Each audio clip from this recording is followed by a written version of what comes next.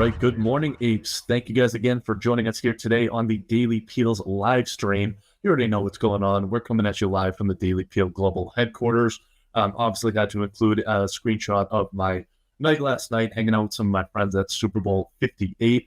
What a game. I mean, the NFL is completely rigged. I think that's the big thing that we learned from that game yesterday. But hey, still a great time. Hopefully, you made some money on your bets. I personally wouldn't know what that's like to have a bet hit, but hopefully your portfolio did a hell of a lot better than mine. Either way, you guys know what's going on here today. We are talking all things markets, how we closed out last week on Friday.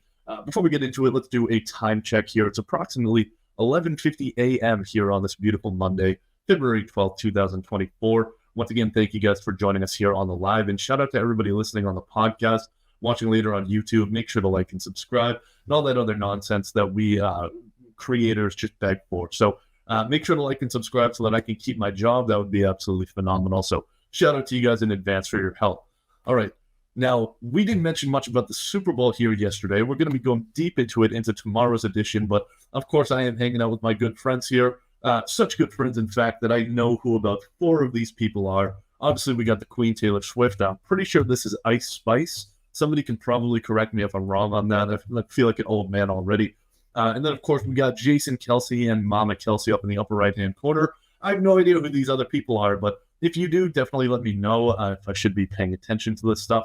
But either way, what a game yesterday. Shout out to the Kansas City Chiefs for winning once again. Pat Mahomes clutching his 3rd Super Bowl MVP award. But I think the real game of the day yesterday was the Puppy Bowl, obviously. I mean, I don't know if you guys watched this matchup between Team Ruff and Team Fluff once again, but Team Ruff is officially 4-3 all time against Team Fluff since records began. And, of course, want to congratulate Moosh for winning the Puppy Bowl MVP, the most valuable pup. Great game. Definitely go watch the highlight reels for that one as well. That one we can be sure is not rigged, very much unlike the NFL and having Taylor Swift's boyfriend's team just automatically win the Super Bowl. All right, interesting stuff. Definitely going to be talking more about the Super Bowl tomorrow, but for now, let's go ahead and dive into today's edition. So, first and foremost, we're talking about Bank of America reports on a consumer, basically a consumer credit and debit checkpoint. Consumers are feeling good. They're spending well as well, and that's always what we love to see. But a little bit rocky on the headline spending number. Diving a little bit deeper, we see that it's actually not as bad as we might think. So we'll be talking about that in just a minute. Then, of course, NYCB and a bunch of other stocks are giving investors whiplash. We'll get into that. We'll be giving you our takes on things like Pinterest and the other pieces of shit out there. Then, of course, everything confidence down at the very end with the American economy. Really is the confidence economy right now. So today's edition is a lot about confidence. We'll be diving into that in just a moment. But before we do, of course, we want to check in on the market snapshot here. So as you guys can see, WSO Alpha portfolio up about 5.42% for the year. Had a relatively weak day to close out on Friday compared to the S&P and the NASDAQ. We kind of use a hybrid of the two of them for our benchmark because we're just too nervous to pick one or the other because we don't know if we're going to be able to beat one of them, but we're certainly going to try to beat both of them. It's a little bit tough in the current market right now, though, given that our portfolio is heavily allocated into cash. We're still eating up some of those incredibly high yields while we can. Obviously, the S&P and the NASDAQ don't have any cash exposure. And so given that the past few months have been relatively strong for equity markets, that's kind of one of the reasons for our underperformance so far. We're looking to deploy about $35,000 worth of cash over the coming days. If anybody's got any recommendations, shoot them my way. We'll definitely either make fun of you for how stupid the idea is, or, we'll take it and run from it and pretend like it was my own idea. All right, moving on down below into some banana bits of the day here. I did want to include a link to an ESPN or a Bleacher Report article discussing the Super Bowl here, but if you saw the condition that I was in coming home from the Super Bowl last night, you would understand why I forgot to include that. So we'll be talking about it much more tomorrow. Some of the stories of the day, however, Bank of America, a lot of Bank of America stuff in today's edition, but they came out and said that small caps might be at a turning point here. Things are looking good for them. Definitely check out that chart there from Daily Chartbook once again. Then Jeff Bezos, Mr. Amazon himself, is dumping shares. I think he sold about 12 million shares or something like that. 12 million and 2 billion are the numbers in my head right now. So I think it was 12 million shares totaling $2 billion. He does have plans to continue to sell going forward.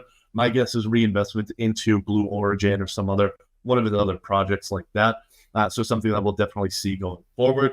Then, of course, the entertainment we need. Elon Musk and the SEC are back at it, putting the Dukes up in the courtroom. Everybody remembers Elon's famous tweet saying that SEC middle letter is Elon's.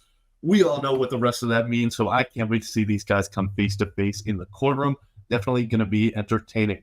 All right, scrolling on down below. Saving for a sunny day. This is our big macro story of the day. And what's this Bank of America report? Depends a lot on confidence and how consumers are feeling going forward. I mean, obviously, everybody wants to be confident. Personally, I'm the type of guy at a party to be standing there checking my weather app. But clearly, consumers have been checking their weather app for the month of January as well. Headline spending number was down about 0.2% compared to the January prior. But according to Bank of America, a lot of that is due to simply rough weather. Basically, consumers didn't want to go outside, get their feet wet, get their hair wet. So their theory is that spending was lower because we didn't want to go outside quite as much. Back in my day, I remember these rainy days would be the perfect opportunity to go on and spend mom and dad's money on Amazon, random shit that you don't need from other websites. But I guess the kids these days aren't doing that as much. So saving for a sunny day seems to be the new vibe going forward.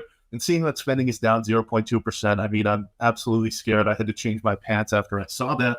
So hopefully you didn't have to change your pants there too, and you actually took the time to kind of read a little bit deeper, unlike myself before having that reaction. So they did blame the weather and kind of say that, spending might be lower. It's not a huge deal because it was cold, wet, rainy, and otherwise wintry across the United States for the month of January, almost like it is every single January. But I guess this one stood out above the rest. So, whatever, we'll take their word for it. I'm not a damn meteorologist, but so we'll have to take their word for it for that. Now, if you were feeling a little bit nervous about that spending level, one thing that you might want to look at is, well, how much of the spending is being done on credit versus on debit cards? And according to Bank of America, there's not a worrying split between the two, right in line with historical sentiment. And that's largely because of this confidence that consumers have. Given the rise of 2023, consumers have been kind of climbing this wall of worry. And it looks like confidence is finally back. Much of that is attributable to gas prices going down. And with that confidence, credit and debit spending is right in line with historic expectations, basically exactly what we'd expect to see. And given that there's $1.13 trillion in total credit balances outstanding right now, something that we could be worried about is seeing an uptick in spending on credit cards. And of course, seeing that default rate continue to climb or delinquency rates continue to climb. That's not what we're seeing right now. So maybe I shouldn't have had to change my pants. But again, I did read things a little bit too quickly. Didn't go too in depth, but so it is something that to be aware of is the overall decline in monthly spending. But at least from this Bank of America report, we can see that there might be some justifiable reason for it if you want to take that weather course. All right, so if we go ahead and move on to the next kind of stories of the day, we have some stocks moving. Of course, Cloudflare. Personally, as I said in this piece here, I have no idea what this company does, some sort of tech thing. So we have a video to explain to you guys because, we all know I have no idea about technology. So let's let the video take it away. Imagine what you could accomplish if everything online was secure, fast, and reliable. You could operate without fear of attack. Employees could work from anywhere securely and efficiently while always keeping sensitive data private. Your business would have a critical edge. Cloudflare makes this happen. Our global network protects and accelerates anything connected to the internet. It makes websites, APIs, corporate networks, and distributed workforces safer and faster no matter where they are. That's because Cloudflare is the world's most connected cloud network, spanning hundreds of cities around the world, sitting within milliseconds of customers and employees everywhere. Every location in the cloud. All right, I mean, personally, that didn't help me at all. I promise it's not an advertisement for Cloudflare. They're not a sponsor. No free advertising here at the Daily Peel. It kind of sounded a lot like Gavin Belson in that show Silicon Valley, talking about how, his company's purpose was to make the world a better place. That's basically what I heard right there. If somebody smarter than me is out there, please feel free to let me know exactly what the hell Cloudflare does. Either way, whatever they do, they did well last quarter. Content distribution network, they actually did destroy earnings. They reported about 15 cents a share on $362 million in revenue versus expectations for 12 cents a share on 353. A lot of this is Cloudflare trying to get in on the AI race. They're starting to sling GPUs in addition to whatever other nonsense they sell. Like we said, we have no idea what this company does. So let's go ahead on down and talk about something that we actually do know, which is, of course, New York Community Bancorp. So this is one of those banks that was very worrying in March of 2023, and it's continuing to be worrying going into 2024. We'll see what happens going into March, but consumers, investors are getting the most whiplash from the stock. Over the past couple of days, it's been moving 10% up, 10% down, all back and forth. And luckily on Friday was actually a good day. they managed to reshore some confidence among their shareholder base. Despite the fact that they went 3 for 3 last week in credit downgrades, consumers are still, or investors, I don't know why I keep saying that. Investors are still feeling pretty good going forward, and it could have something to do with the fact that a lot of their executives are actually starting to buy shares to display that confidence. One director in particular increased his position by about 170% on Friday. Definitely a good look for the stock to have your investors and executives be pouring in. All right, now let's make fun of some of these pieces of shit. So we have Expedia falling almost 20% on Friday thanks to some garbage earnings. Basically, they came in very disappointing, and the biggest disappointment was their outlook for the next quarter. That led them to have the worst day on Friday that they've had since March of 2020. Obviously, a tough time for travel stocks back then. We don't need to get into why. Everybody already knows why, but still, particularly tough day for Expedia. And this is really where you're seeing the split between analysts' views on this upcoming summer. So a lot of people are saying that 2024 summer is going to be very much reduced, especially compared to 23 and 22, as the theory is all that pent-up demand for travel that was created during COVID has gone to the wayside.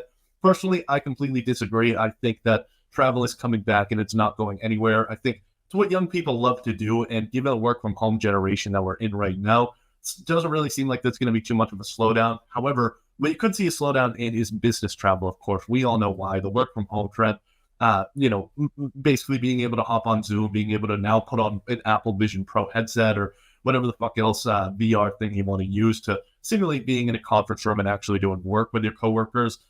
So personally, this could be very oversold. Place your bets. Let us know what you guys think, of course, but it's definitely an interesting market to see in the travel stocks going on right now. We do hold Airbnb in the WSO Alpha portfolio. Actually don't know if they reported earnings so far, but I'm definitely going to go ahead and check that out. Let us know what you guys think on that stuff going forward. All right, moving on down to Pinterest. Obviously, Pinterest is in the digital advertising space, and they chose to follow in Snapchat's footsteps rather than that of Meta or Google. This basically just confirms that you need literally billions of users to be able to drive justifiable or agreeable returns to shareholders in the digital advertising space. Meta and Google were really the only ones who had even semi-decent earnings report. Pinterest absolutely dumped. Snap had one of their worst days in all of history. Pinterest is glad to not be down 35% like Snapchat was, but still, this is definitely your mom, your girlfriend, some woman in your life's favorite app. So clearly the conversions, the ad targeting might not be as effective as they once were, or as investors think that they should be going forward. So if you're a shareholder here, definitely tell them to start buying some more stuff from Pinterest or whatever the hell goes on that app. Personally, I've never used it, but I guess it's an inspirational kind of thing right there. Speaking of inspiration, that is something that U.S. consumers absolutely do not need right now. The confidence is through the roof. So in addition to talking about it a little bit earlier, we expanded our view to check out some confidence in a few different sectors. Everybody knows that consumers are absolute morons. Just look at me and you, for example. We know that we're idiots. But if we go ahead and look at people who are actually smart or pretend to be smart, really good at pretending to be smart, like CEOs, we can see that they're getting pretty cocky as well. So CEO confidence hit a new high that it hasn't been at since late 2021. Last month, actually crossing over the 50 line once again. And so that basically is telling us that CEOs, like we said, the people who at least get paid to pretend to be smart, are feeling pretty good about the economy going forward. We'll see if that can actually play out. But if we go ahead and scroll down a little bit further, if Google wants to work with me here, we can check out another one of these charts here that's going to be showing analyst sentiment. So if I go ahead down, basically what we're looking at here is adjustments to EPS estimates from analysts on Wall Street. They are estimating the aggregate amount of earnings per share that S&P companies are going to be reporting. We saw a 1.4% decline in the aggregate so far. That decline is less than what EPS estimates are typically reduced by when they do get reduced. But still, seeing them get reduced here is clearly not in line with that confidence measures that CEOs and consumers are seeing across the board. In order to actually continue this economic vibe that we've had from 2023 going forward, companies are actually going to have to deliver earnings. And delivering earnings is really where we get into the crux of the matter. Obviously, this earnings season so far, it's been fairly decent. 75% of companies have beat their reports so far. That is a little bit below the average, but certainly not recessionary signals or recessionary territory just yet. But given that that's the boogeyman kind of lurking around the corner that everybody's afraid of, it's definitely something to be on the lookout for. Human beings, we're much more sensitive to negative emotion. So if anything negative does come, you know that we're going to be all over that pretty quickly. All right, and that does pretty much finish it up here for the day. Hope you guys enjoyed the stream. Shout out again to anybody on the live, and people on YouTube, you better like and subscribe. I mean, it's going to take you 2 seconds to press the button, and then you get all of our content. And trust me, there's a lot more than myself, as I'm sure you're sick of me already after this 15 minutes. But of course, wise investor of the day, Mr. Elon Musk, he did say that fate loves irony. And considering all of this confidence that's oozing through the U.S. economy, it's going to be interesting to see what an ironic outcome would be going forward from that. Definitely be careful. Hope you guys got your bunkers and your plans of how to get there. Of course, feel free to rate and review the Daily Peel as well. We do have this forum that you guys can do it on the you guys can do it straight from the newsletter. Also, feel free to leave comments on our YouTube, on this live stream, on LinkedIn, anything else like that. Just remember, if you do say anything negative, I'm going to cry myself to sleep and probably ruin my entire week from there. So just be nice. But otherwise, thank you guys for joining us here today.